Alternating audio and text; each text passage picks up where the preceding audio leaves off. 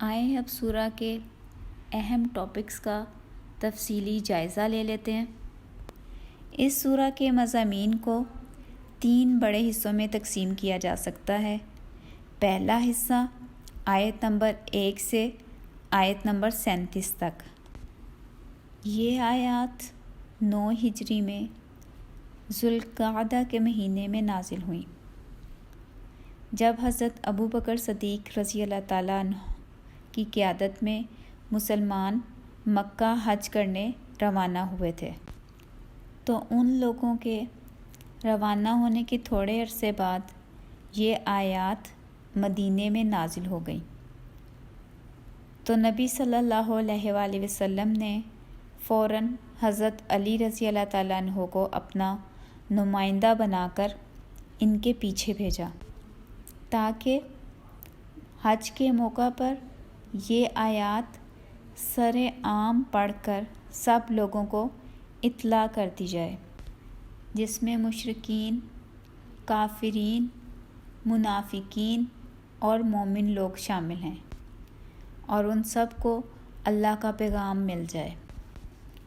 ان آیات میں سب سے پہلے مشرکین اور کفار سے لا تعلقی کا اعلان ہے، جنہوں نے رسول صلی اللہ علیہ وآلہ وسلم سے صلح اور امن کے معاہدے کیے، مگر خود ہی ان کی خلاف ورزیاں کر کے انہیں توڑ دیا، اور جنہوں نے اپنے معاہدے قائم رکھے ان کے حوالے سے بھی کلیئر کر دیا گیا کہ مدت پوری ہو جانے کے بعد وہ معاہدے بھی منسوخ ہو جائیں گے، اور پھر ان مشرکین کے خلاف جہاد اور قتال جاری رکھنے کا حکم دیا گیا جب تک کہ وہ اسلام قبول نہ کر لیں۔ اور پھر اہل کتاب یعنی یہود و نصارہ کے حوالے سے حکم دیا گیا کہ مسلمان ان سے بھی لڑیں جب تک وہ مغلوب ہو کر جزیہ دینے لگے۔ بیسیکلی اس سورہ میں مسلمانوں کے 3 دشمن گروہوں کی نشاندہی کر کے ان کے متعلق ضروری ہدایات دی گئی ہیں۔ نمبر 1 مشرکین اور کفار، نمبر 2 اہل کتاب، اور نمبر 3 منافقین۔ سورہ کے اس حصہ میں غزوہ حنین کا بھی ذکر ہے، آیت نمبر 25 سے 27 تک۔ ایکچولی حنین کی وادی طائف سے مکہ کے راستے میں واقع ہے، اور فتح مکہ کے فوراً بعد 2 مشرک قبیلے حوازن اور ثقیف انہوں نے مسلمانوں پر حملے کا ارادہ کیا، تو نبی صلی اللہ علیہ وآلہ وسلم 12,000 کے اسلامی لشکر کے ساتھ ان کے مقابلے کے لیے حنین روانہ ہوئے۔ جب دونوں فوجوں کا آمنا سامنا ہوا تو کثرت کی وجہ سے مسلمان بہت ریلیکس تھے کہ آج تو ہماری تعداد بہت زیادہ ہے، 12,000، اور کوئی خوف خطرہ نہیں ہے۔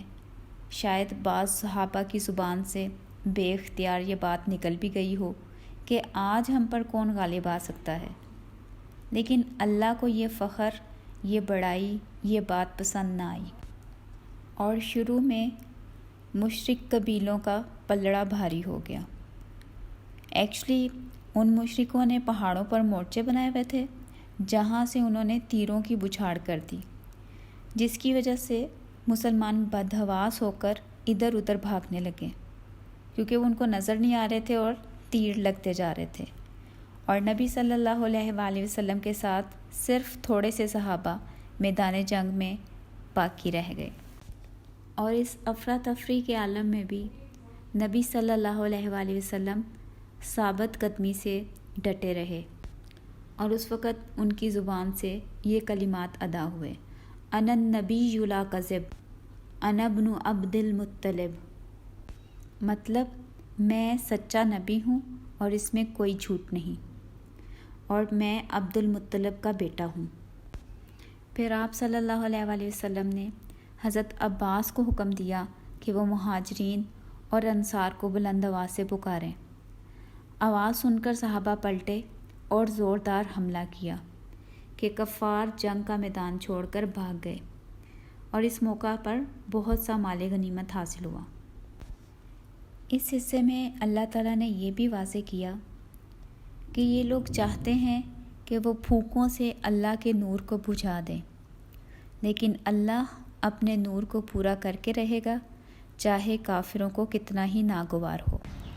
اور ان کی منہ کی پھونکوں سے مراد یہ ہے کہ جو یہ اپنے منہ سے باتیں نکالتے ہیں قرآن کے خلاف، یا جو رسول صلی اللہ علیہ وآلہ وسلم کے خلاف یہ دوسرے لوگوں اور قبیلوں کے ساتھ مل کر سازشیں کرتے ہیں، لگائی بجھائی کرتے ہیں، ادھر کی بات ادھر لگاتے ہیں، تاکہ رسول صلی اللہ علیہ وآلہ وسلم اور اس دین کے راستے میں رکاوٹ پیدا کر سکے اور اس دعوت کو مزید پھیلنے سے روک سکے۔ تو یہاں پہ اللہ تعالیٰ فرما رہے ہیں کہ اللہ اپنے اس نور کو پورا کر کے رہے گا۔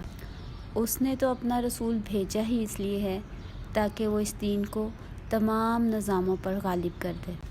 اس کے بعد آیت نمبر 36 میں مہینوں کی تعداد کے بارے میں بتایا گیا کہ شروع سے جب سے زمین و آسمان تخلیق کیے گئے ہیں، اللہ کے نزدیک مہینوں کی تعداد 12 ہے۔ اور آپ دیکھ لیں کہ چاہے وہ اسلامی مہینے ہوں یا پنجابی کے مہینے ہیں اور یا پھر انگلش منتھس کے نیمز ہیں، سارے 12 ہی کاؤنٹ ہوتے ہیں۔ اور پھر اس کے بعد یہاں پہ بتایا گیا کہ 4 مہینے جو ہیں وہ حرمت والے ہیں، اور ان مہینوں میں جنگ و جدل، لڑائی جھگڑا، اس طرح کے سارے کاموں سے منع کیا گیا۔ اب یہ کفار کیا کرتے تھے کہ یہ جو حرمت والے مہینے تھے ان میں اگر انہوں نے کوئی لڑائی جھگڑا یا جنگ یا دوسرے قبیلے پر حملہ کرنا ہوتا تھا تو یہ مہینے کا نام بدل دیتے تھے، یعنی اس کو ریپلیس یا سویپ کر دیتے تھے۔ تو انہیں اس کام سے منع کیا گیا اور اس کو کہتے ہیں نسی، یعنی نسی کی مذمت کی گئی۔ نیکسٹ آیات سے دوسرا حصہ شروع ہوتا ہے جو آیت نمبر 38 سے 72 تک ہے۔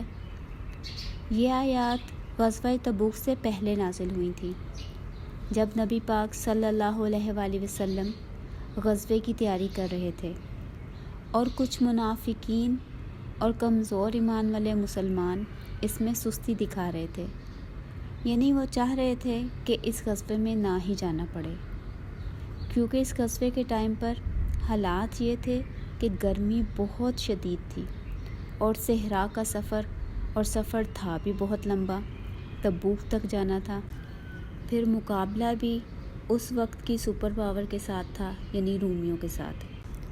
اس کے علاوہ مدینے میں کھجوروں کی فصل تیار تھی، یعنی ان کو اتارنے کا وقت تھا، اگر ذرا دیر ہو جاتی تو وہ ساری کھجوریں ضائع ہونے کا خدشہ تھا۔ تو وہ لوگ جن کی نظر میں دنیا کے مال اور آرام کی زیادہ اہمیت تھی، انہیں یہ سفر بہت مشکل محسوس ہو رہا تھا۔ ویسے اگر ذرا ہم خود بھی سوچیں، ہم ان کی جگہ پر ہوتے تو شاید ہمارے حالات بھی انہی کمزور ایمان والے مسلمانوں جیسے ہوتے۔ اللہ ہم سب کو معاف فرمائے اور سیدھے راستے پر استقامت عطا فرمائے، آمین۔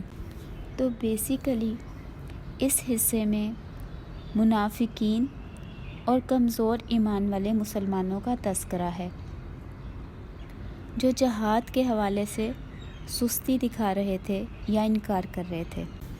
تو اللہ تعالیٰ نے کلیئر کر دیا کہ اگر تم لوگ رسول کا ساتھ نہیں دو گے تو اللہ تو ضرور اس کی مدد کرے گا۔ اور پھر ہجرت کے موقع کی مثال پیش کی گئی کہ اللہ نے تو اس وقت بھی اپنے رسول کی مدد کی تھی جب وہ ہجرت کر کے مکہ سے نکل رہے تھے۔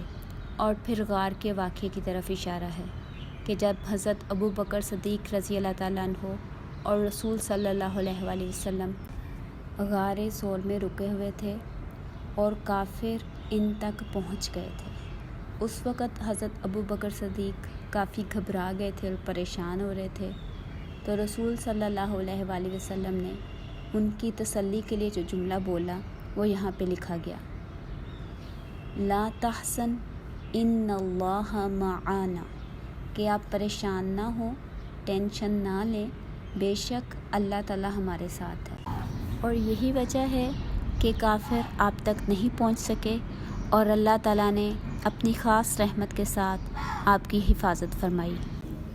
اور پھر مومنوں کو جہاد پر نکلنے کے لیے تاکید کی گئی کہ جس حال میں بھی ہو جہاد کے لیے نکلو، چاہے تمہارے پاس اسباب کم ہیں یا زیادہ ہیں، ہر حال میں نکل پڑو۔ اور منافقوں کے حوالے سے کلیئر کیا گیا کہ اگر تو سفر آسان ہوتا اور منزل قریب ہوتی تو یہ لوگ بھی ضرور تمہارے ساتھ نکل پڑتے، اور ساتھ ہی یہ تسلی بھی دی گئی کہ اچھا ہی ہے یہ منافق ساتھ نہیں چلے، کیونکہ اگر یہ ساتھ چلتے بھی تو اپنی ذہنیت اور خصلت کی وجہ سے مسلمانوں کے درمیان فتنہ پھیلانے کا باعث بنتے۔ اور پھر نیکسٹ آیات میں سچے مومنوں کے الفاظ مینشن کیے گئے کہ وہ کہتے ہیں لَن یُصِیبَنَا إِلَّا مَا كَتَبَ اللَّهُ لَنَا هُوَ مَوْلَانَا، کہ ہمیں کوئی نقصان نہیں پہنچ سکتا سوائے اس کے جو اللہ نے ہمارے لیے لکھ دیا، اور وہ تو ہمارا مولا ہے، وہ جو کرے گا وہ ہمارے حق میں بہتر ہوگا۔ ان کا یہ عقیدہ تھا کہ اللہ کے ہر کام میں کوئی حکمت ہوتی ہے، اور اللہ جو کرتا ہے وہ بہتر کرتا ہے۔ اور حقیقت بھی یہی ہے کہ مومنوں کے لیے تو ہمیشہ خیر ہی ہوتی ہے۔ اب یہاں پہ بھی اگر مومن لوگ جنگ میں جہاد کرتے ہوئے شہید ہو جائیں تو ان کے درجات کا کیا کہنا، اور اگر وہ زندہ رہیں اور فتح حاصل کر لیں تو دنیاوی زندگی میں کامیابی۔ پھر نیکسٹ آیات میں منافقین کے کچھ خصائل اور صاف بیان کیے گئے کہ وہ نماز کے لیے آتے ہیں تو سستی کے ساتھ، بے دلی کے ساتھ کھڑے ہوتے ہیں، اور نہ صرف وہ خود جہاد میں شرکت کرنے سے انکار کرتے ہیں بلکہ دوسرے لوگوں کو بھی بہکانے کی کوشش کرتے ہیں کہ دیکھو اتنی گرمی ہے، اس گرمی میں تو نہ ہی نکلو۔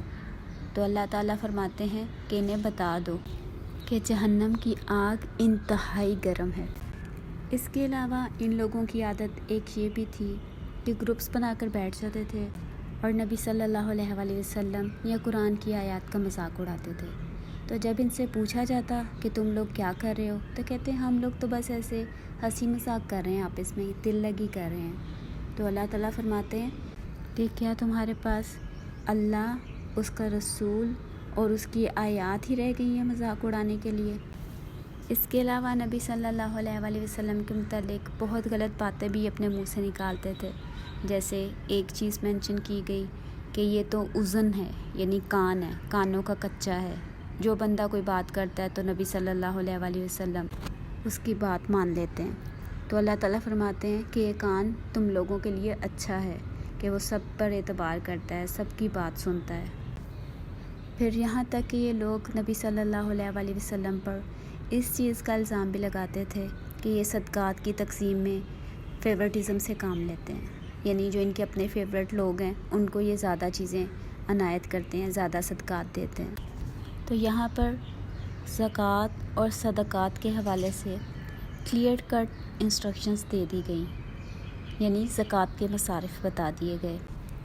اس کے علاوہ ان آیات میں منافقین کے حوالے سے بتایا گیا کہ یہ سارے ایک جیسے ہیں، یعنی ایک ہی تھیلی کے چٹے بٹے ہیں اور ایک دوسرے کو سپورٹ کرتے ہیں، اور ان کے کام کیا ہیں کہ یہ برائیوں کا حکم دیتے ہیں، یعنی غلط کام کرنے کے لیے دوسروں کو بھی موٹیویٹ کرتے ہیں اور اچھے کاموں سے منع کرتے ہیں، اور بخل سے کام لیتے ہیں، یعنی کنجوسی کرتے ہیں، اور اللہ کو بھلائے بیٹھے ہیں۔ تو ایسے لوگوں کا انجام واضح کیا گیا کہ اللہ نے تمام منافقوں سے اور کافروں سے جہنم کا وعدہ کیا ہوا ہے، اور وہی ان کے لیے کافی ہے، ان پر اللہ کی لعنت ہوگی اور ہمیشہ کا عذاب۔ اس کے مقابلے میں مومنوں کی صفات بیان کی گئی کہ وہ ایمان لائے، وہ نیکی کا حکم دیتے ہیں، برائیوں سے منع کرتے ہیں، نماز قائم کرتے ہیں، زکوٰۃ دیتے ہیں، اور اللہ اور رسول کی اطاعت کرتے ہیں، اور ان سے اللہ تعالیٰ نے باغات کا وعدہ کیا ہے جن کے نیچے نہریں بہتی ہوں گی۔ اب چلتے ہیں سورہ کے تیسرے حصے کی طرف، جو آیت نمبر 73 سے 129 تک ہے۔ یہ آیات غزوہ تبوک سے واپسی پر نازل ہوئیں اور ان میں منافقین کا رویہ واضح کیا گیا۔ نبی صلی اللہ علیہ وآلہ وسلم کو پہلے سے انفارم کر دیا گیا کہ جب آپ واپس مدینہ پہنچیں گے تو کس طرح یہ منافق آ کر آپ سے جھوٹے بہانے بنائیں گے اور عذر پیش کریں گے۔ اس کے علاوہ ان آیات میں ایک مسجد ضرار کا ذکر ملتا ہے جو منافقوں نے مسلمانوں اور رسول صلی اللہ علیہ وآلہ وسلم کے خلاف سازشیں کرنے کے لیے ایک اڈے کے طور پر بنائی تھی۔ تو رسول صلی اللہ علیہ وآلہ وسلم کو اس مسجد میں نماز پڑھانے سے بھی منع کر دیا گیا، بلکہ اس مسجد کو گرانے کا بھی حکم دیا گیا۔ اصل واقعہ کیا تھا کہ غزوہ تبوک سے کچھ دن پہلے نبی صلی اللہ علیہ وآلہ وسلم کے پاس کچھ منافق اوس اور خزرج کے قبیلوں سے آئے اور انہوں نے کہا کہ ہم نے اپنے علاقے میں ایک نئی مسجد بنائی ہے، کیونکہ مسجد نبوی تک 5 وقت فرض نمازوں کے لیے آنا ہمارے لیے مشکل ہے، اور آپ صلی اللہ علیہ وآلہ وسلم سے درخواست کی کہ آپ ایک دفعہ آ کر اس مسجد میں جماعت کروا دیں، تاکہ اس طرح آپ صلی اللہ علیہ وآلہ وسلم کی طرف سے ایک منظوری اور مسجد کا افتتاح ہو جائے گا۔ اس وقت کیونکہ آپ صلی اللہ علیہ وآلہ وسلم غزوہ کی تیاری میں مصروف تھے، تو آپ نے فرمایا کہ سفر سے واپسی پر میں وہاں آ کر نماز پڑھاؤں گا۔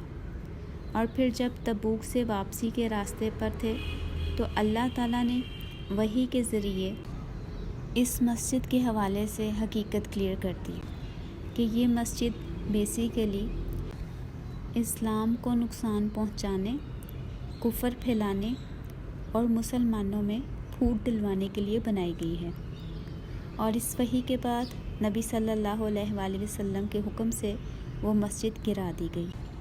پھر اس آخری حصے میں 3 مخلص مومنوں کا بھی تذکرہ ہے جو اپنی سستی کی وجہ سے جہاد میں شرکت نہیں کر سکے تھے، تو ان کے حوالے سے معاملہ ملتوی کرنے کے بعد اور ان کی کٹھن آزمائش کے ساتھ توبہ کی قبولیت کا ذکر آتا ہے۔ اور وہ 3 مومن تھے، حضرت کعب بن مالک، مرارہ بن ربیع اور حلال بن امیہ۔ اس میں سے حضرت کعب نے یہ واقعہ اپنے بیٹے کو تفصیل کے ساتھ سنایا، جو صحیح بخاری اور صحیح مسلم دونوں میں موجود ہے، کہ حضرت کعب رضی اللہ تعالیٰ عنہ فرماتے ہیں کہ جب نبی صلی اللہ علیہ وآلہ وسلم نے غزوہ تبوک پر جانے کی تیاری کا حکم دیا تو میں نے سوچا ابھی تو بہت دن پڑے ہیں، ایسی بھی کیا جلدی ہے، لیکن اسی طرح ٹالتے ہوئے آخر روانہ ہونے والا دن آن پہنچا۔ پھر میں نے سوچا چلو کوئی بات نہیں، میں بعد میں نکل کر تیزی سے ان سے جا ملوں گا، لیکن ہر روز صبح میں سوچتا کہ شام کو نکل جاؤں گا اور شام کو سوچتا کہ صبح ہوتے ہی نکل جاؤں گا، اور اس طرح میں نے بہت دیر کر دی، اور بالآخر یہ کسی صورت بھی ممکن نہ رہا کہ میں ان کے ساتھ جا ملوں۔ اب نہ چاہتے ہوئے بھی میں مدینے میں رہ گیا، اور اس وقت مدینے میں جو لوگ تھے وہ یا تو منافق تھے یا معذور تھے، اور یا پھر عورتیں اور بچے تھے، اور ان سب کو دیکھ کر بار بار میرا ضمیر مجھے ملامت کرتا کہ آخر میں ان گروہوں میں سے کون سے گروہ میں سے ہوں۔ خیر اللہ اللہ کر کے نبی صلی اللہ علیہ وآلہ وسلم اور مسلمان غزوے سے واپس مدینہ پہنچ گئے تو منافقین حضور صلی اللہ علیہ وآلہ وسلم کی خدمت میں حاضر ہوئے، اور انہوں نے مختلف بہانے اور عذر پیش کیے، جن کے جواب میں نبی صلی اللہ علیہ وآلہ وسلم نے ان کے لیے مغفرت کی دعا فرمائی۔ اب کعب کہتے ہیں کہ میرے ذہن میں بھی خیال آیا کہ میں بھی کوئی بات بنا دوں، کوئی بہانہ، کوئی سٹوری بنا کے بتا دوں تاکہ رسول صلی اللہ علیہ وآلہ وسلم کی ناراضگی سے بچ سکوں، لیکن پھر میرے ذہن میں خیال آیا کہ آج میں جھوٹ بول کر نبی صلی اللہ علیہ وآلہ وسلم کو تو راضی کر لوں گا، لیکن قیامت والے دن اللہ کے سامنے میرا کیا ہوگا؟ تو اس وجہ سے میں نے سچ بولنے کا ارادہ کیا کہ شاید سچ بول کر معافی کی کوئی صورت نکل آئے۔ پھر جب میری باری آئی تو رسول صلی اللہ علیہ وآلہ وسلم نے غصے کے ساتھ زیر لب مسکراتے ہوئے مجھے کہا، آؤ کعب، بتاؤ تم کس وجہ سے شامل نہیں ہو سکے؟ کیا تمہارے پاس سواری نہیں تھی؟ تو میں نے عرض کی کہ نہیں یا رسول اللہ، میرے پاس کوئی عذر نہیں، کیونکہ اس وقت میری صحت اور معاشی حالات جتنے اچھے ہیں پہلے کبھی نہیں تھے۔ میرے پاس کوئی وجہ نہیں تھی کہ میں غزوہ میں شریک نہ ہوتا، لیکن بس سستی کی وجہ سے یہ غلطی ہو گئی۔ اب آپ مجھے بتائیں کہ میرے لیے کوئی راستہ ہے؟ اس پر نبی صلی اللہ علیہ وآلہ وسلم نے فرمایا کہ کعب نے سچ کہا، اور حضرت کعب سے مخاطب ہو کے کہا کہ اب تم جاؤ اور اللہ کے فیصلے کا انتظار کرو۔ تو وہ فرماتے ہیں، جب میں وہاں سے باہر نکلا تو منافقوں نے مجھے برا بھلا کہنا شروع کر دیا کہ دیکھا، اگر تم بھی کوئی بہانہ بنا دیتے تو رسول صلی اللہ علیہ وآلہ وسلم تمہارے لیے بھی مغفرت کی دعا کر دیتے۔ ان کی ایسی باتیں سن کر ایک دفعہ تو میرے دل میں خیال آیا کہ اپنا بیان بدل لوں، لیکن پھر میں نے اپنے جذبات کو قابو کیا اور خود کو مضبوط کرتے ہوئے پوچھا، کیا میرے علاوہ بھی کسی نے سچ بولا ہے؟ تو ان لوگوں نے مجھے بتایا کہ ہاں، 2 اور لوگ بھی ہیں جن کا معاملہ رسول صلی اللہ علیہ وآلہ وسلم نے ملتوی کیا ہے۔ تو اس پر میرے اندر تھوڑا حوصلہ پیدا ہوا۔ اس کے بعد اللہ کے حکم کے مطابق نبی صلی اللہ علیہ وآلہ وسلم نے تمام مسلمانوں کو ہم سے بات کرنے سے منع کر دیا، نہ کوئی اسلام کا جواب دے اور نہ کوئی ان سے بات کرے۔ دوست، رشتہ دار، تمام لوگوں نے قطع تعلق کر دیا۔ اب مدینے میں رہتے ہوئے بھی سب اجنبی ہو گئے۔ دن گزارنا مشکل ہو گیا، کوئی بات نہ کرتا۔ ایسے حالات میں ذہنی کوفت کی وجہ سے باقی دونوں نے تو اپنے گھروں سے نکلنا چھوڑ دیا، اور میں کیونکہ ذرا جوان تھا اور میری برداشت زیادہ تھی تو میں مسجد جاتا رہا نماز کے لیے، لیکن وہاں بھی کوئی بات نہ کرتا۔ ایک دن میں بازار سے گزر رہا تھا کہ ایک حبشی غلام میرا پتہ پوچھتا ہوا مجھ تک پہنچ آیا، اور اس نے ایک خط مجھے تھما دیا جو غسان کے عیسائی بادشاہ کی طرف سے تھا۔ اس میں لکھا تھا کہ ہمیں پتہ چلا ہے کہ تمہارے لوگ تمہارے ساتھ اچھا سلوک نہیں کر رہے، تم ہمارے پاس چلے آؤ، ہم تمہیں بہت عزت اور رتبہ دیں گے۔ یہ خط پڑھ کر میں اور پریشان ہو گیا کہ پہلے ہی اپنے کرتوت کی وجہ سے اتنی آزمائش میں ہوں، یہ ایک اور فتنہ آ گیا۔ میں نے فوراً وہ خط بازار کے تندور میں ڈال دیا، اور یہی میرا جواب تھا۔ خیر، اسی طرح کرتے کرتے 40 دنوں بعد مزید حکم آیا کہ اپنی بیویوں سے علیحدہ ہو جاؤ۔ میں نے پوچھا، کیا طلاق دے دوں؟ تو جواب ملا، نہیں، صرف الگ ہو جاؤ۔ تو میں نے بیوی کو اس کی ماں کے گھر بھیج دیا۔ باہر تو پہلے ہی کوئی بات نہیں کرتا تھا، اب گھر میں بھی کوئی بات کرنے والا نہ رہا۔ اب میری ہمت بھی جواب دے گئی، میں بھی نماز گھر میں ہی پڑھنے لگا۔ اس وقت حالت اتنی بری ہو چکی تھی کہ بیان نہیں کی جا سکتی۔ مجھے اپنے زندہ ہونے پر بھی شک ہونے لگا، اور زمین اپنی وسعت کے باوجود ہم پر انتہائی تنگ محسوس ہونے لگی۔ عجیب سی حالت ہو گئی تھی۔ اسی حال میں مزید 10 دن اور گزر گئے۔ ایک دن میں اپنے گھر کی چھت پر نماز پڑھ رہا تھا کہ دور سے ایک آدمی نے پکار کر کہا، کعب، خوشخبری ہو، تمہاری توبہ قبول ہو گئی۔ اور میری آنکھوں سے بے اختیار آنسو نکل پڑے۔ میں فوراً مسجد نبوی پہنچا تو وہاں سب میرے منتظر کھڑے تھے۔ سب نے مبارکباد دی، اور ان میں سے طلحہ رضی اللہ تعالیٰ عنہ بہت ہی گرم جوشی کے ساتھ مجھے گلے ملے اور مبارکباد دی۔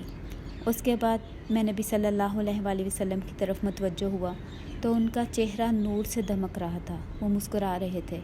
انہوں نے بھی مجھے گلے لگایا اور فرمایا کہ کعب، تمہیں مبارک ہو، اور جب سے تمہاری ماں نے تمہیں پیدا کیا ہے، یہ دن تمہاری زندگی کا سب سے بہترین دن ہے۔